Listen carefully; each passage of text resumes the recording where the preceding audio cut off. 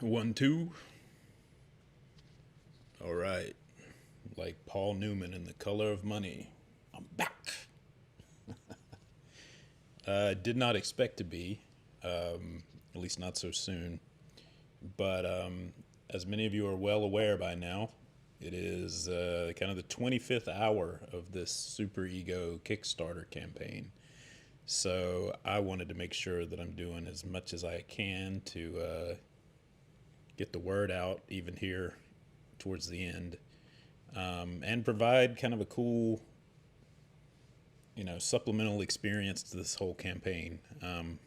I'll get into some of how that's going in a minute, but first I want to mention that today I am, as evidenced by that intro, I'm doing, we're going to take a look at some pencils and inks I did for Jack Kirby's The Demon, and I'm going to discuss some of the history of the character and Kirby's insights into it. As far as I know, it's not like he was a close personal friend or anything, but things I've read about it or things I've inferred from reading the book, and how some of that overlapped and influenced one particular story in my Kickstarter campaign, which is this Dr. Damned character you guys keep seeing a lot of.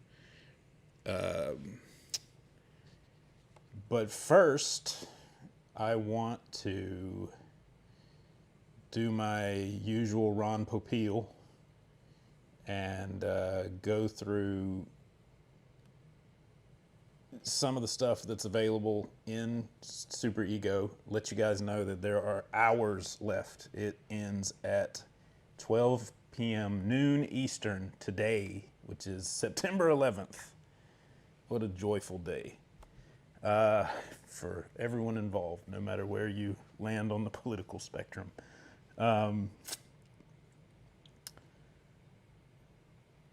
It is, well, I'll get into some of that later.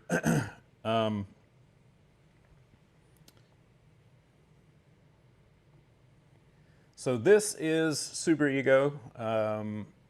The rough cover design. This is a book, 176 pages of satire, superheroes, and slice of life all blended together and sort of held together by my ego or my sense of self, and kind of a thematic underpinning of the absurdity of life and existence and, my weird sense of humor.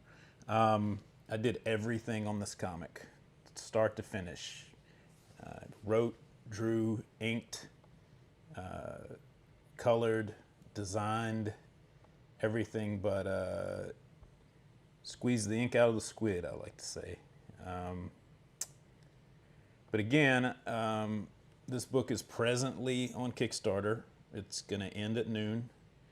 I want to urge everybody to get over there and either pledge or upgrade your pledges. Do what you can to push the campaign forward so that we can make the best product possible. If this comic was about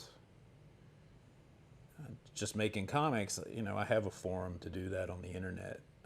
If I'm going to return to print, which, is kind of my home, it's where I began, I'd like it to be special or at least meaningful to both me and the audience. And some of that is the presentation. So I'm going to run through these rewards really fast and show you what you could get.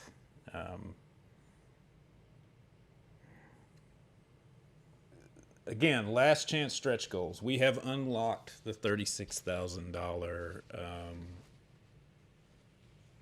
art drop, which it means 1 in every 50 copies is going to get some form of original art, something kind of equivalent to this Dr. Damned drawing up here in the right-hand corner. Somewhere of the quality between, a remark and a commission. At $38,000, which we are very close to, as I looked, right before I started recording, everyone will receive a free print copy of my sketchbook Cicada, which is a life drawing and observation kind of compilation of work I've done over the last 20 years or so.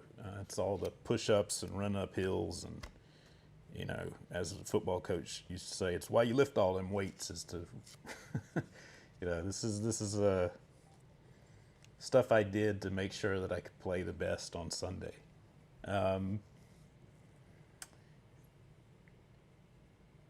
Everyone already receives a free digital copy of that with purchase. And like I said, we are so close that you can almost guarantee that this is going to happen. And that is an offer that is only extended. The print version is only extended to people that do get a hardcover copy, which again, I want to stress, this is a hardcover comic. It'll be probably the only, as far as I can foresee, like the only time it will be that, for sure, for certain, If we get to $40,000, I'm going to do kind of a magic Willy Wonka ticket thing, where Willy Wonka magic ticket thing, where 1 out of every 100 copies will get either a voucher or a golden ticket or whatever to get a free commission in the future.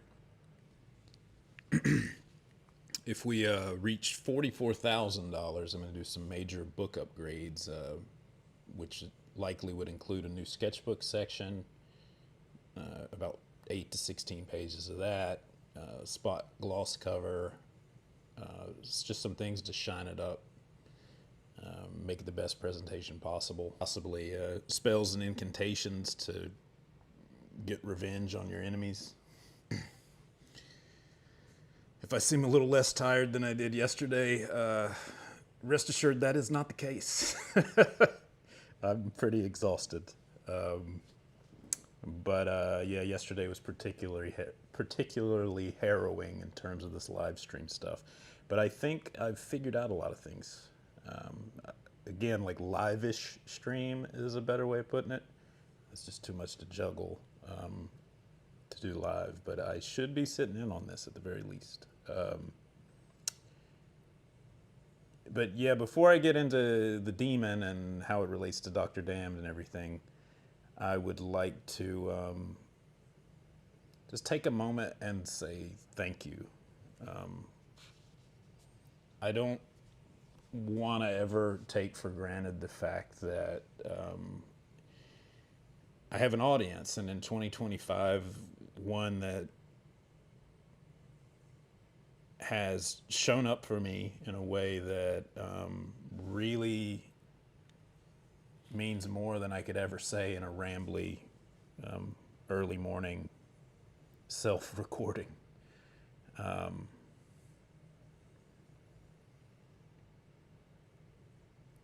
When you come from the background I come from as a comics creator, I think you can take a lot of things for granted.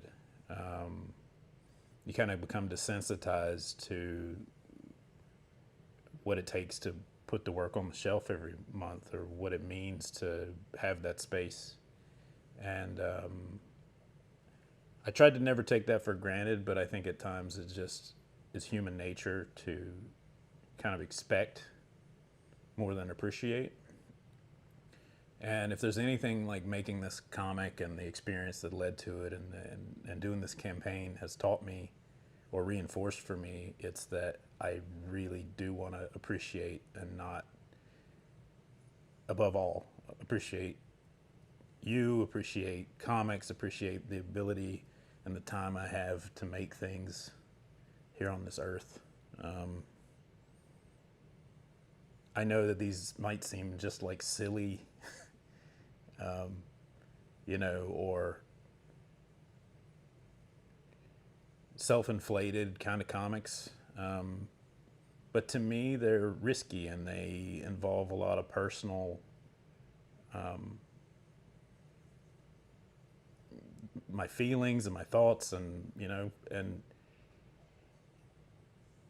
their self-expression. And I think, more than anything, that's what I want to start leaving a little bit more of behind. Like I said plenty of times, like even a silly joke is risky. It's art.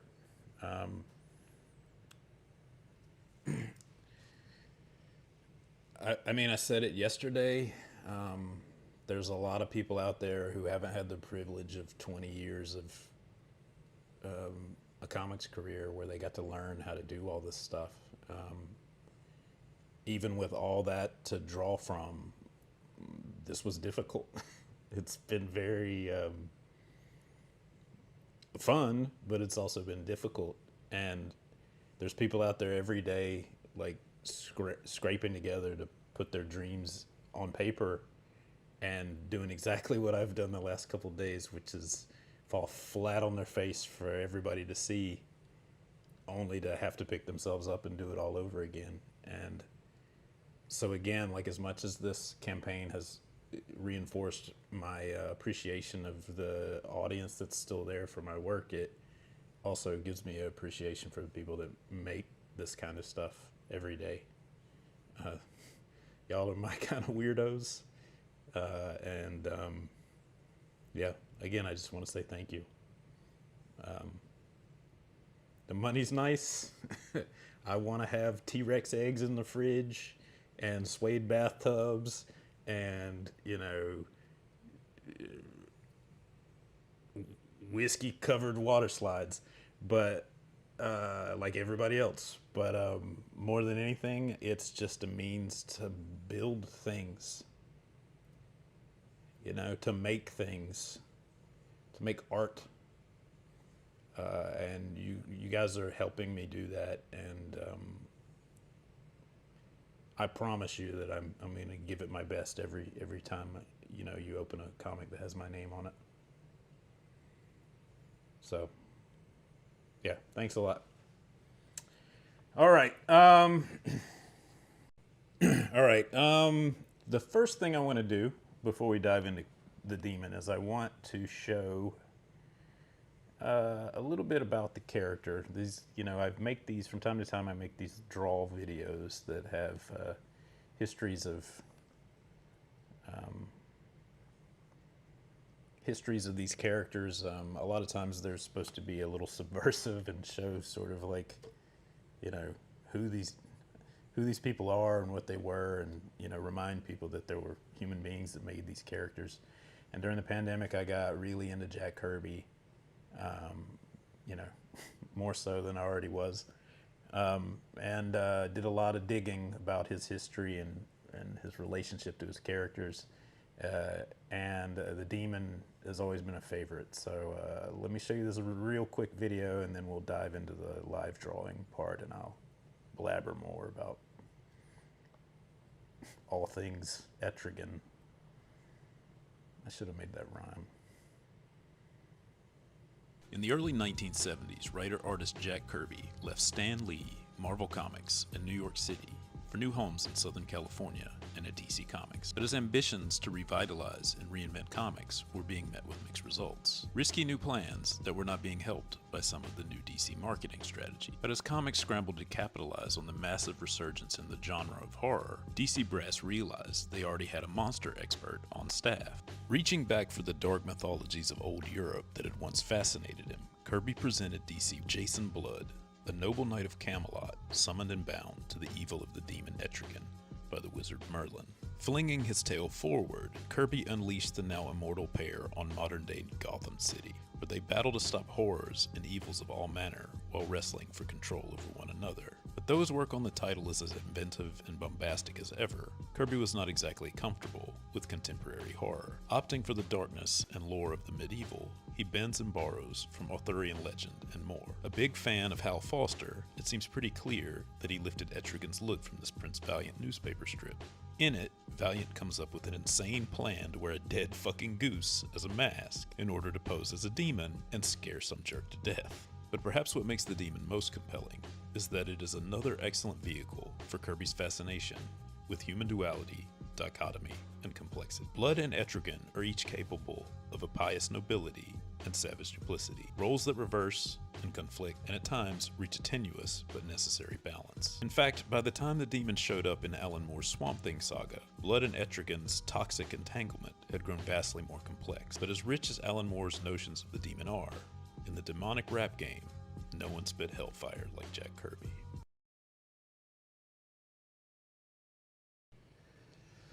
So there you go. That's the sort of some of the backstory on the character and the creation of the character. And I was pretty surprised when I made that one. I expected that one to kind of go over like a fart in a diving helmet. I didn't know that people even knew who the character was in 2025. But I guess he's been in a lot of other media that I wasn't aware of, cartoons and such. So yeah, as with a lot of Kirby stuff, the demon is one of my favorite Kirby characters, but I cannot claim to know, his stories backwards and forwards. As I was talking about yesterday when I showed those Mike Mignola pages, was it yesterday? I don't even know what day of the week it is. Which is nothing new, but it's been particularly bad this week.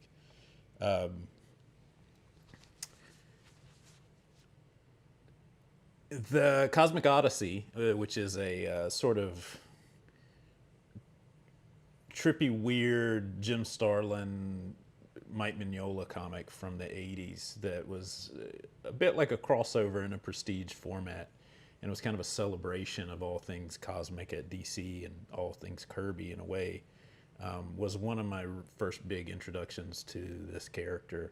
And I won't spoil it, but if you read that, there's a big reveal in that story that has a lot to do with, kind of only really works if you know who this character is in advance. So it was a little lost on me as a child. But he was just such an interesting design, and sort of like calls forth a lot of things that I think as a curious kid, they spark your imagination. There's like a direct link to mythology and to horror, and but as I said in the video, I think one of the things that the character does the best, as far as Kirby characters go, is that he's this kind of distillation of these concepts that Kirby just plays with over and over again, of like human duality and complexity and dichotomy. Like, if you look at a lot of his characters, there's a lot of characters that represent altered states, almost like wish fulfillments or wishes gone wrong. Some of Thor would be one of the proto versions. He's a little more of a superhero. But early on, Thor was two different characters. He was Donald Blake and he was Thor. And so this idea of like inhabiting, like one character inhabiting another, with shared but only vaguely linked personalities. You see a much like cleaner and more in-depth exploration of that in some of the Alan Moore stuff, like Miracle Man. But Kirby was really into that early on, and I don't know that was. It doesn't necessarily seem like he was always cognizant of it. I think that that's not really a knock on him. I tend to sort of act like he was some old senile fucking grandpa, but clearly he was a very, very smart man.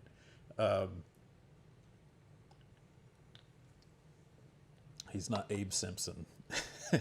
Idiot savant Abe Simpson. But often, like when you work at the speed that he works at, whether you be a pulp writer or a musician or Jack Kirby or a manga artist or whatever, like you refine your themes as you go. There's just not a lot of time, as Kirby would say, to erase.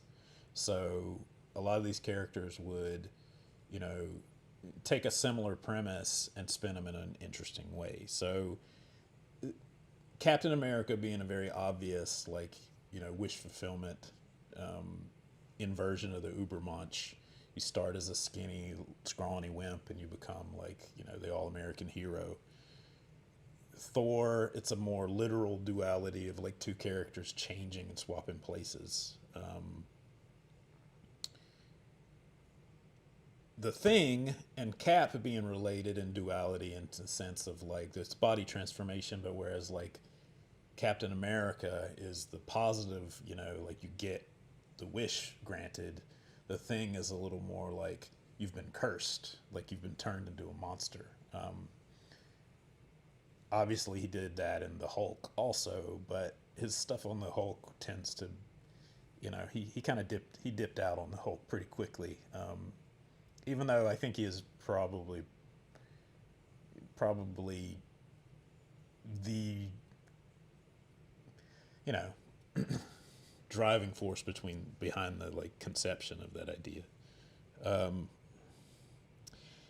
You get to Orion, and then you've got, you know, man hiding his true face kind of stories, where the transformation is not just physical. Where with Orion, like the psychological scars are literally on his face, and part of the trick is that he gets to choose. He chooses which world he walks in, and a lot of that was I think was an examination of, you know, Kirby's own like time at war and having to like sort of walk around in society knowing the things that he'd seen and done, and what people are capable of, and what he was capable of in the wrong or right context, I guess, so to speak. But I think it's really got to be brought up that like New Gods, as I said in the earlier video, like precedes the Demon.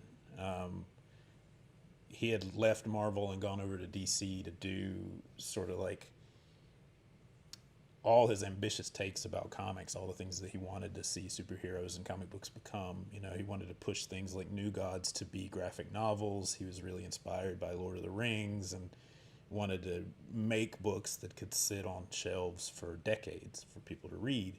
But he had kind of ran into a lot of like problems with the marketing and the business folks at DC who wanted to do things, you know, the way that they do things, and had their markets that they served.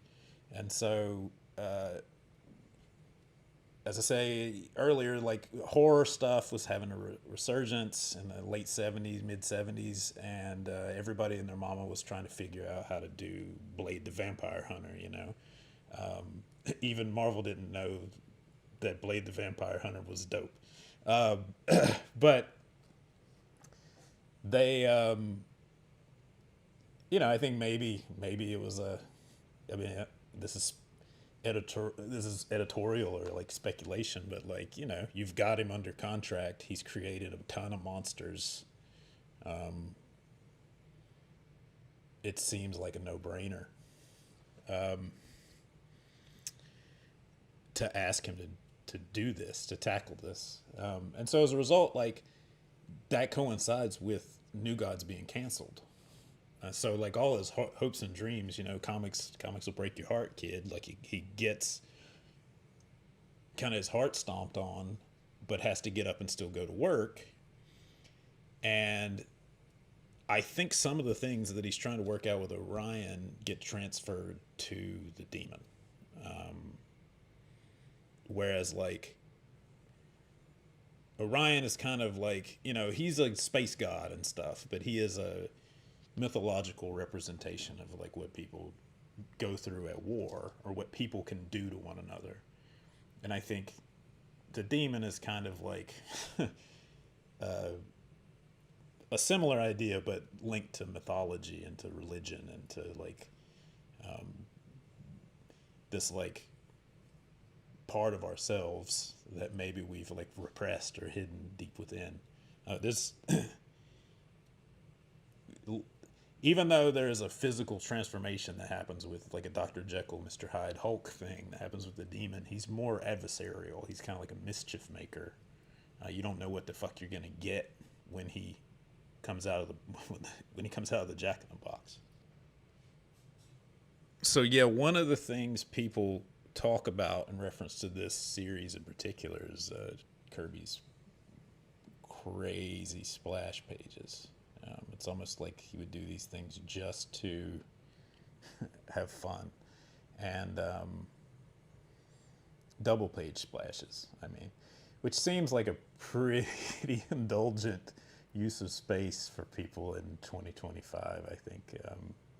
But I think you have to remember, like, as much as anything, Kirby stories were sort of meant to move you through them, to leave the reader with a lot of excitement. That's, I think, partially why it's hard to remember specific plots and things about these stories that, you know, they're very character driven, they're very idea driven, and then, but beyond that, they're not the tightest, you know, they're not Swiss watches.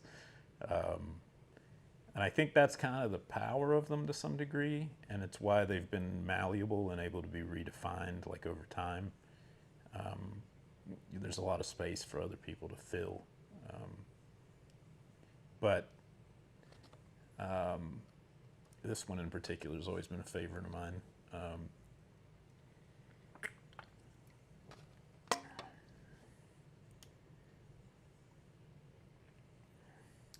Yeah, just wild stuff, man. Just imagination run amok, so to speak.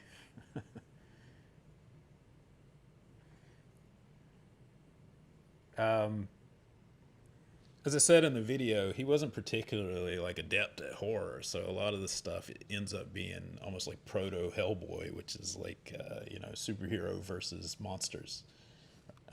Mignola's done a much better job of, like, making those monsters a significant part of the story, but I think you can see the influence is not minimal.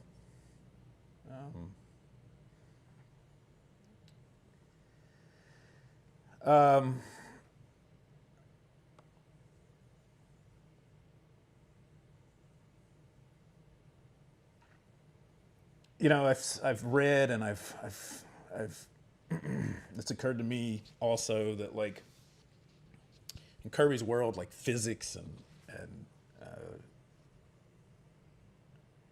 reality is a pretty malleable thing. Like, and he treats religion and mythology pretty similarly to the way he treats science and action.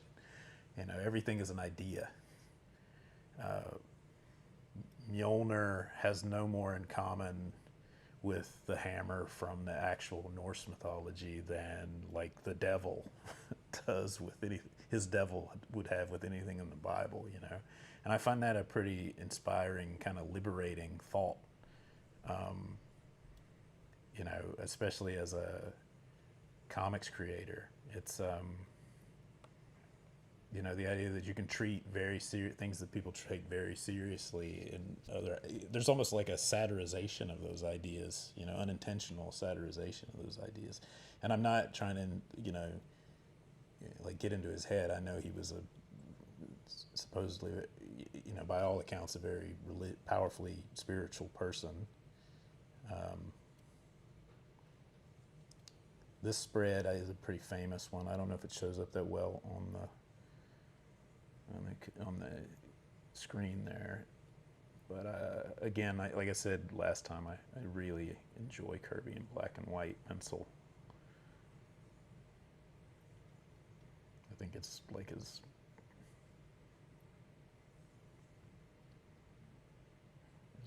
true face, so to speak. But yeah, he would fight all manner of things, aliens, you know, robots. Like, it didn't matter. It was all kind of mixed together with the demon. Fucking Bigfoot.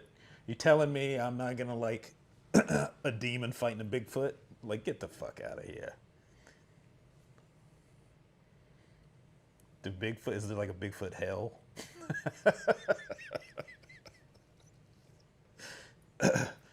The idea of, like, a Bigfoot society, you know, it's like any movie, like it's like, you know, this new Predator movie coming out. Like, I just always think, like, is there, like, a world where, like, you know, there's, like, a predator that doesn't want to be a hunter and his parents are all, like, you know, bickering at night about it? He's going to try. He can go to art college later. He's going to put 1 year into this.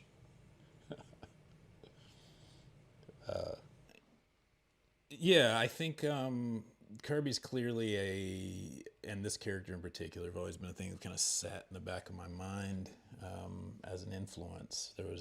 And when I set out to do this comic, there was no overt intention to do that. But I ended up kind of accidentally incorporating ideas from, things that inspired me from both his work and his life into the story. Again, that's Super Ego, 176 pages. Link in bio. Ends today at noon.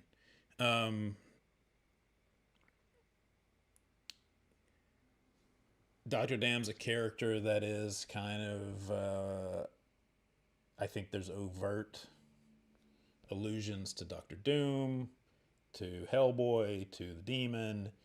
These are all very intentional things. I wanted to make a character for the story that felt like it had existed for a while, and that it was,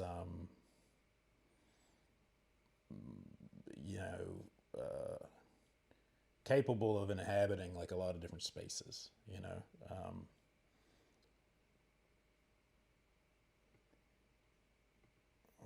Let's give you an example.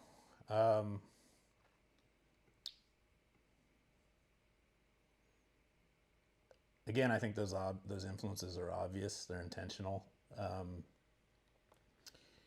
And what's less intentional, though, is that as much as it's inspired by Kirby or Mignola comics that I read as a kid, it's also inspired by things like Scooby-Doo and Dan Clowes and stories that take place on different levels. On one hand, this is a story that exists within the world of Dr. Dan that's influenced by that in-world stuff of, adventures the Demon or Hellboy would have.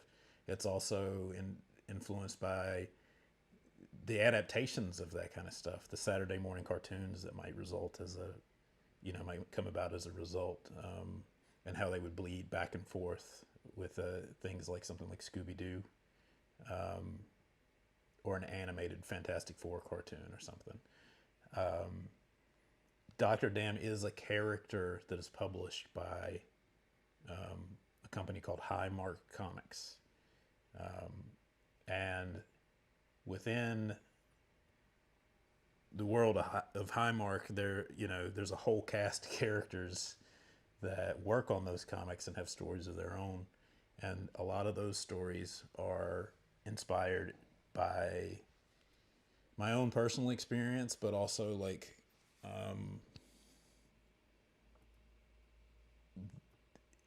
experiences of things I've read about from other comics creators. The histories of like people like Jack Kirby and Steve Ditko and people who've had smaller careers, so to speak. And I think, without spelling it out, you guys know how I feel about that kind of that working relationship. It's a complex thing, and I tried to explore it to some degree in this comic.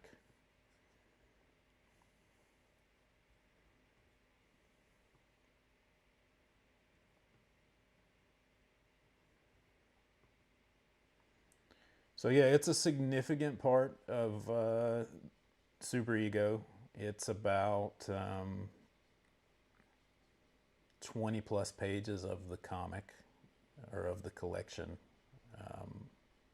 It's some of the more, labor intensive stuff in the book.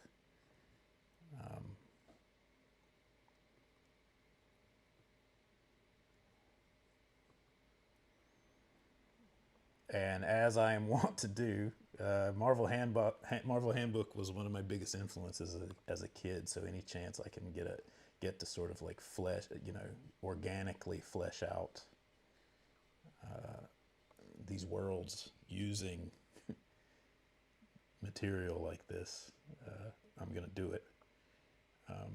but I think here there's intention behind it. You know, the character is, there's a story that takes place that relates this character within his world to the people that make the character, to the character in a broader world, you know, that they have less control over.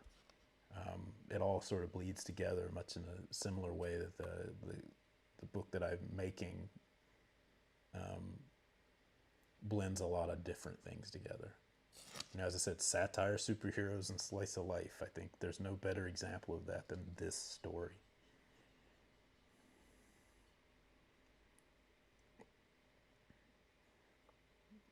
You know, who are the whodunits?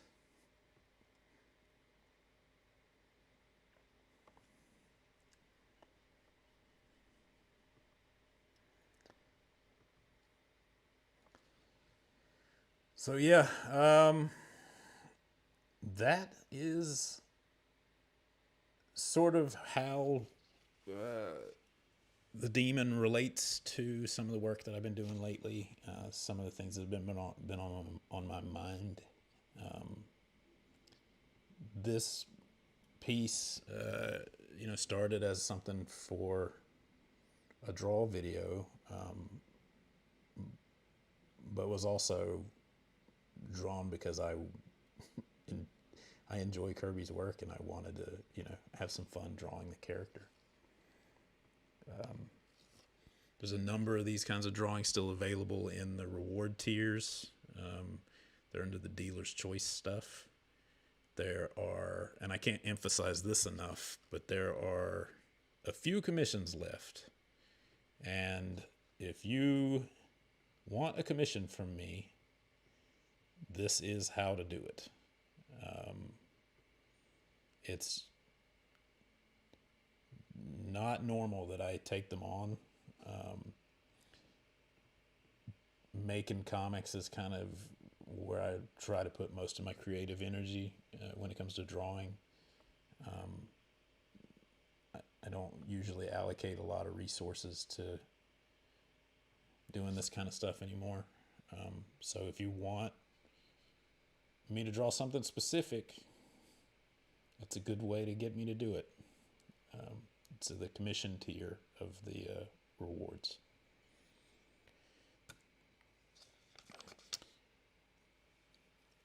I'm going to let this wind for a second and, you know, give you a break from redneck ASMR while I want to pull out something kind of neat to maybe show you guys.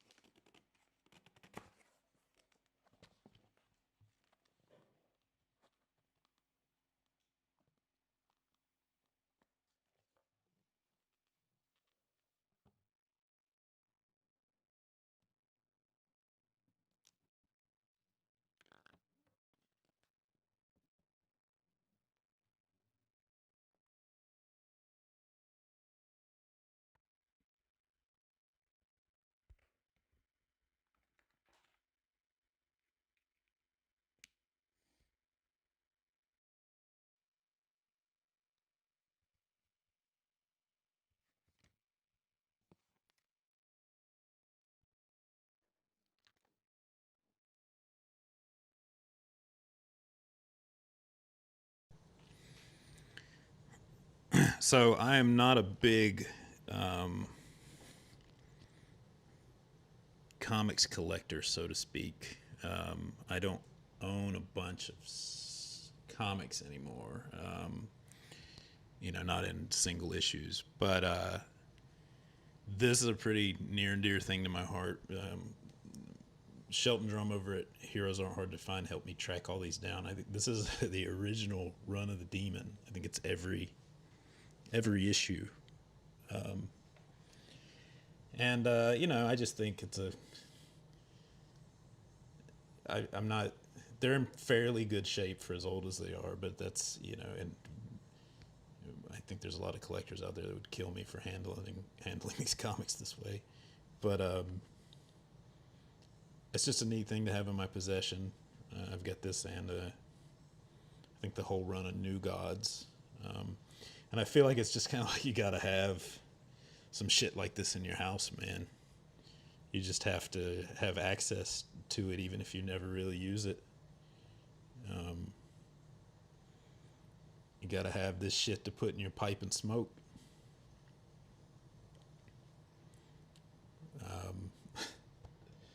I think this is the fucking Bigfoot guy. I guess he's supposed to be a werewolf.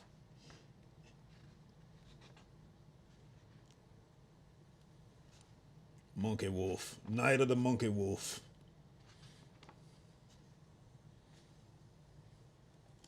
Man Beast Alpha.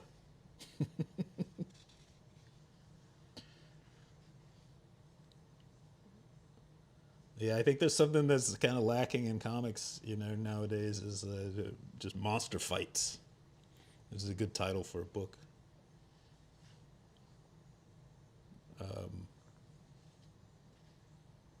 Yeah, he just really was going wild. I think this is one of the first comics I ever owned. As I've said many times, I had a collection of comics that my dad kind of handed down to me, and which is weird because I never saw my dad read comics. It's interesting that they fucked his eyes up there. He looks like his eyes are closed. I think that's a double. Fucking Baron von Evilstein, baby.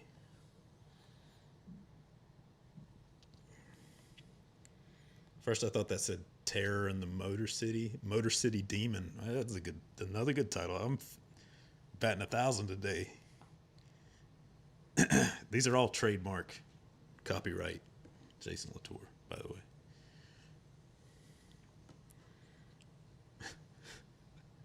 Monster Fight, Motor City Demon, Monkey Wolf. Clarion the Witch Boy, really fucking crazy character.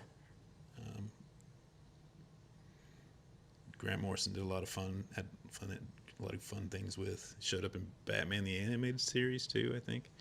There's one of these where the demon fights a little crazy imp thing that like lives under your bed and eats fear, lives off your fear.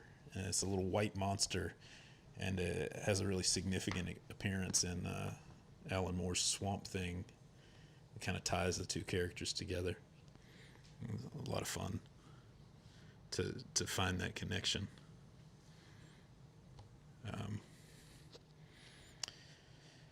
Yeah, so let's see.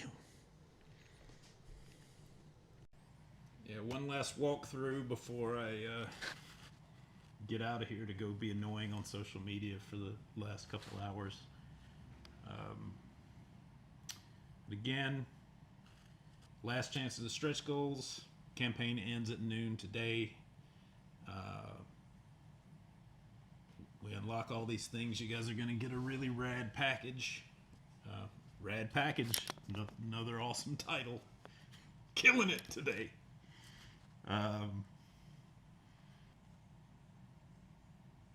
We're gonna have to keep a meter going. Keep a list of all my awesome titles. Anyway, I know this is very impromptu. Thanks from everybody who dropped in or is watching this later on.